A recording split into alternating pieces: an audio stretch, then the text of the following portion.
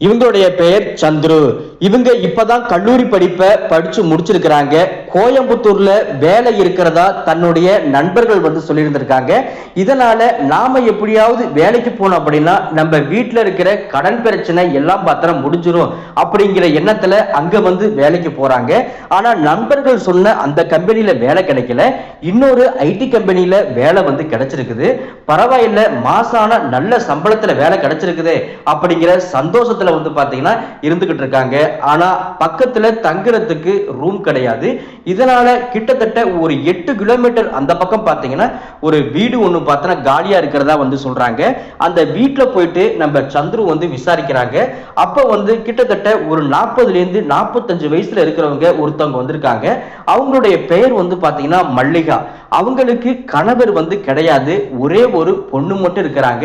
அவங்களும் இப்போதைக்கு கல்லூரி படிப்பை படிச்சு முடிச்சுட்டு வீட்டுல டெய்லரிங் தான் பாத்தீங்கன்னா பாத்துக்கிட்டு இருக்காங்க. அதுல வர்ற வருமானத்தை வச்சு பாத்துக்கிட்டு இருக்காங்க. நம்ம மல்லிகா கிட்ட கேட்கும் போது வீடு வாடகைக்கு கிடைக்குமா அப்படின்னு கேட்கும் போது மாடியில ஒரு போர்ஷன் சும்மாதான் இருக்குது, அங்க நீங்க தங்கிக்கிற மாதிரி தான் தாராளமா தங்கிக்கலாம், மற்றபடி கிச்சன், அதுக்கப்புறம் ஒரு ஹாலு, ஒரு ரூமு, அதுக்கப்புறம் பாத்ரூம் வசதி எல்லாமே இருக்குது அப்படின்னு சொல்ல ஆரம்பிச்சிருக்காங்க.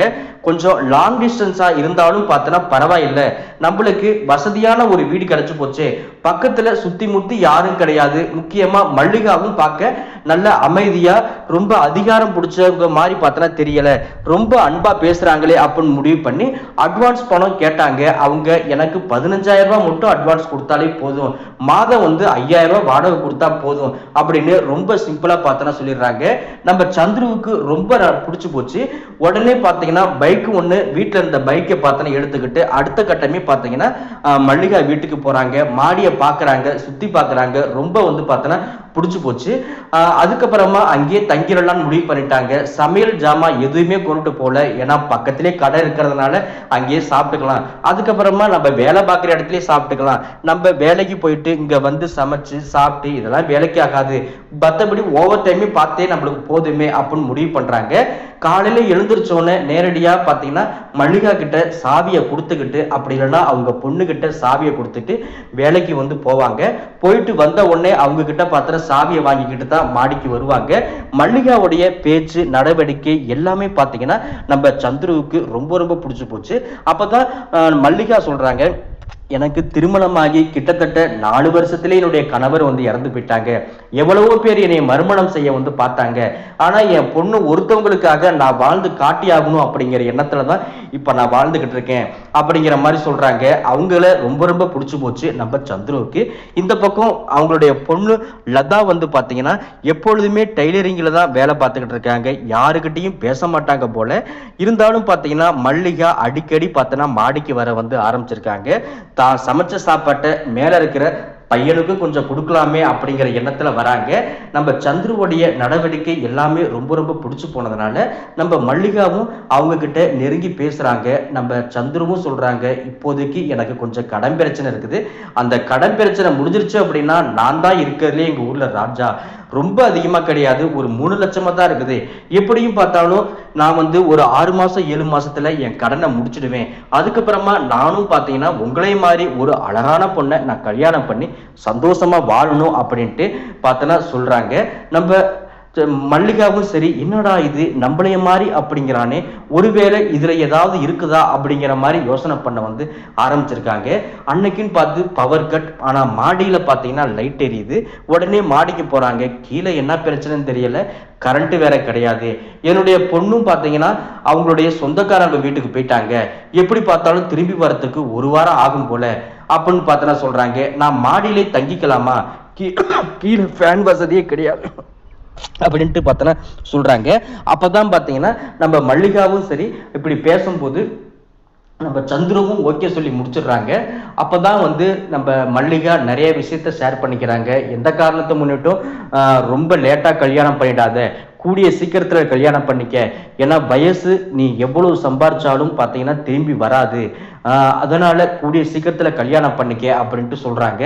இவங்க 2 பேருமே பேசிக்கிட்டு இருக்கும்போது மாடியிலையும் பார்த்தோன்னா பவர் கட் ஆகுது. இதனால லைட் வெளிச்சத்துல தான் 2 பேரும் பார்த்தோன்னா பேசிக்கிட்டு இருக்காங்க.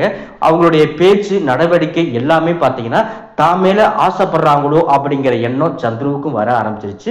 சந்துரு பேச பேச ஒருவேளை இவங்களும் பார்த்தோன்னா ஆசைப்படுறாங்களோ அப்படிங்கிற எண்ணம் பார்த்தோன்னா வர இருந்து போச்சு.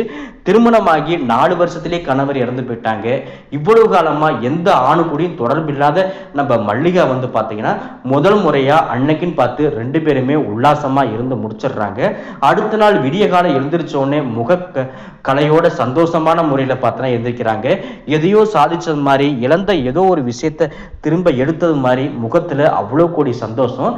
நம்ம சந்துருவும் சரி அதை பத்தி எதுவும் காட்டிக்காம மறுபடியும் பார்த்தோன்னா வேலைக்கு போறாங்க. பொண்ணு வீட்டுக்கே வரல, கொஞ்ச நாள் திருவிழாவை பார்த்துட்டு சொந்தக்காரங்க வீட்டில் இருந்துட்டு பத்திரமா பொறுமையா வரட்டுமே அப்படின்னு முடிவு பண்ணி தினம் பார்த்தீங்கன்னா மாடிக்கு போய் தங்க ஆரம்பிச்சாங்க. அவங்க கூட பார்த்தீங்கன்னா ரொம்பவே சந்தோஷமா இருந்து முடிச்சிடுறாங்க. நம்ம சந்துருவுக்கும் சரி கொஞ்சம் கூட பார்த்தீங்கன்னா குற்ற உணர்ச்சி கிடையாது. இப்ப இருக்கும்போது தான் ஒரு கட்டத்துக்கு மேல 15 நாள் 20 நாள் முடிஞ்சதுக்கு அப்புறமா தான் பொண்ணு வீட்டுக்கு வர வந்து ஆரம்பிச்சிருக்காங்க. அடிக்கடி அம்மா வந்து அவங்க வீட்டுக்கு போறதையும் பார்த்துக்கிட்டு இருக்காங்க. ஆனா அதை பத்தி பார்த்தோன்னா கண்டுக்கல. அம்மாவும் பார்த்தீங்கன்னா எனக்கு கொஞ்சம் உடம்பு சரியில்லை, நான் வந்து அம்மா வீட்டுக்கு நான் வந்து போயிட்டு வரேனே அப்படின்ட்டு பார்த்தீங்கன்னா தன்னுடைய பொண்ணு லதா கிட்ட சொல்ல, லதாவும் ஓகே சொல்ல. இப்போதைக்கு லதா கீழே வந்து சமைச்சு சாப்பிட்றாங்க மாடியில. நம்ம சந்துரு வந்து இருக்கிறாங்க. நம்ம சந்துரு வந்து லதா கிட்டையும் கொஞ்சம் பேச ஆரம்பிக்கிறாங்க. லதாவும் சரி பார்த்தீங்கன்னா சமைச்சதை அப்பப்பைக்கு கொடுக்க வந்து ஆரம்பிக்கிறாங்க. லதா வந்து அடிக்கடி சொல்றதெல்லாம் என்ன அப்படின்னா, எனக்கு எங்க அம்மாவை ரொம்ப ரொம்ப பிடிக்கும், எங்க அம்மா யார் கூடயும் அவ்வளவு சீக்கிரத்துல பழக மாட்டாங்களே, ஆனா உங்க கூட நல்லாவே பழகுறாங்க அப்படின்னு பார்த்தோன்னா சொல்றாங்க. நம்ம லதாவையும் பார்த்தீங்கன்னா நம்ம சந்துருவுக்கு ரொம்பவே பார்த்தோன்னா பிடிச்சி போச்சு. கல்யாணம் பண்ணா நான் உங்களை மாதிரி ஒரு நல்ல அழகான பொண்ணை தான் நான் திருமணம் பண்ணிக்குவேன் அப்படின்னு ஆசை வார்த்தை பேச வந்து ஆரம்பிச்சிருக்காங்க. அதுக்கப்புறமா நைட் நேரத்துல மாடியில அதுக்கப்புறம் பார்த்தோன்னா கீழே 2 பேருமே மெசேஜ் சாட்டிங், அதுக்கப்புறம் போன்ல பேச, அதுக்கப்புறம் வீடியோ கால், அதுக்கப்புறமா பார்த்தீங்கன்னா அம்மா தான் இல்லையே யாரு நம்மளை கேட்க போறா அப்படின்னு முடிவு பண்ணி நம்ம லதாவே பார்த்தீங்கன்னா மாடியில போயிட்டு சந்துரு கிட்ட பேச வந்து ஆரம்பிச்சிருக்காங்க. நம்ம சந்துருவும் வேலைக்கு போய் தன்னுடைய கடன் பிரச்சனை எல்லாத்தையும் பார்த்தோன்னா அடைக்க ஆரம்பிச்சிருக்கான். நம்ம லதாவுக்கும் கொஞ்சம் செலவுக்கு பணம், புது ட்ரெஸ்ஸும் பார்த்தோன்னா வாங்கி கொடுக்க வந்து ஆரம்பிச்சிருக்கான். உங்களை மாதிரி ஒரு பொண்ணை தான் திருமணம் பண்ணிக்குமே அப்படின்னு ஆசை வார்த்தை சொன்னதுனால நம்ம சந்துரு கூடயும் பார்த்தீங்கன்னா உல்லாசமா இருந்து பார்த்தோன்னா முடிச்சிடுறாங்க. திடீர்னு பார்த்தீங்கன்னா ஒரு நாள் அம்மா வந்து வீட்டுக்கு வராங்க. கீழே நம்ம பொண்ணு ஆள் இல்லையே, அப்புறம் எங்க போயிருப்பா, ஒருவேளை பக்கத்து வீட்டுக்கு போயிருப்பாங்களோ அப்படின்ட்டு பார்த்தோன்னா விசாரிக்கிறாங்க. ஆனா விசாரிச்சு பார்த்ததுக்கு அப்புறமா எங்க தேடியும் பார்த்தீங்கன்னா பொண்ணு கிடைக்கல. ஒருவேளை பார்த்தோன்னா மாடியிலே இருப்பாங்களோ அப்படின்ட்டு யதார்த்தமா மாடியில பாக்குறாங்க. கதவு வந்து சாத்திருந்துச்சு. யதார்த்தமா ஜன்னலை திறந்து பார்க்கும்போது அவங்க 2 பேரும் ஒன்னா இருக்கிறத பார்த்துடுறாங்க. ஆத்திரம் அடைஞ்ச நம்ம மல்லிகா வந்து கதவை தொடடா அப்படின்னு சொல்லிட்டு கடுமையா 2 பேர்த்தையும் பார்த்தோன்னா தாக்க வந்து ஆரம்பிக்கிறாங்க.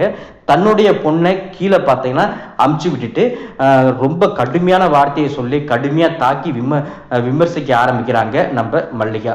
இதனால எதுவுமே பேச முடியாம தனிமரமா நிக்க ஆரம்பிச்சிருக்காங்க நம்ம சந்துரு. உன்னை நம்பி வீட்டுக்குள்ளார விட்டதுக்கு, நீ எனக்கு மட்டும்தான் வேணும் அப்படின்னு நினைச்சதுக்கு என் பொண்ணையும் நீ அடைய பார்த்துட்டல, உன்னை இதுக்கப்புறம் நான் சும்மா விட மாட்டேன், நைட்டோட நைட்டா நீ கண்டிப்பா வீட்டை விட்டு வெளியில போடா அப்படின்னு முடிவு பண்ணிட்டாங்க. நம்ம சந்துருவுக்கு என்ன பண்றதுனே தெரியல. வேலையே பயிர மேய்ஞ்சது மாதிரி இப்போதைக்கு பார்த்தீங்கன்னா தனிமையில வந்து பார்த்தீங்கன்னா தன்னுடைய வேலை உண்டு தான் உண்டு இருக்கிறாங்க. தான் பொண்ணு கிட்ட இதை எப்படியெல்லாம் காட்டிக்கிறது அப்படின்னு அம்மாவும், அம்மா கிட்ட இதெல்லாம் எப்படி காட்டிக்கிறது அப்படின்னு பார்த்தீங்கன்னா பொண்ணும் 2 பேருமே பார்த்தீங்கன்னா ஒருத்தவங்களை பார்த்து ஒருத்தவங்களை மனசு உடைஞ்சு போயிட்டு இப்போதைக்கு அமைதியா இருக்கிறாங்க. நல்ல நாளா பார்த்து இந்த பொண்ணை வந்து திருமணம் பண்ணி கொடுத்தாகணும். அதுக்கப்புறமும் பார்த்தீங்கன்னா நம்ம ஒருவேளை சந்துருவுக்கே திருமணம் பண்ணி கொடுத்துட்டோன்னா நம்மளே எப்படி பார்ப்பான், ஒருவேளை திருமணம் பண்ணி கொடுத்துட்டாலும் நம்ம கிட்டையும் வந்தா என்ன பண்றது, சந்துரு நம்ம 2 பேர்த்தையும் எப்படி பார்ப்பான் அப்படிங்கிற எண்ணம் பார்த்தீங்கன்னா நம்ம லதாவுக்கு வர வந்து ஆரம்பிச்சிருச்சு. எப்படி பார்த்தாலும் இவனுக்கு மட்டும் கொடுத்துடக்கூடாது அப்படின்னு முடிவு பண்ணி நல்ல இடத்துக்கு திருமணம் பண்ணி கொடுக்க வந்து ஆரம்பிச்சிருக்காங்க. வெளியே பயிர மேஞ்ச நம்ம சந்துரு வந்து இப்போதைக்கு பார்த்தீங்கன்னா பொண்ணுக்கு கிடைக்காம ரொம்ப வருத்தத்தில் இருந்துகிட்டு இருக்காங்க.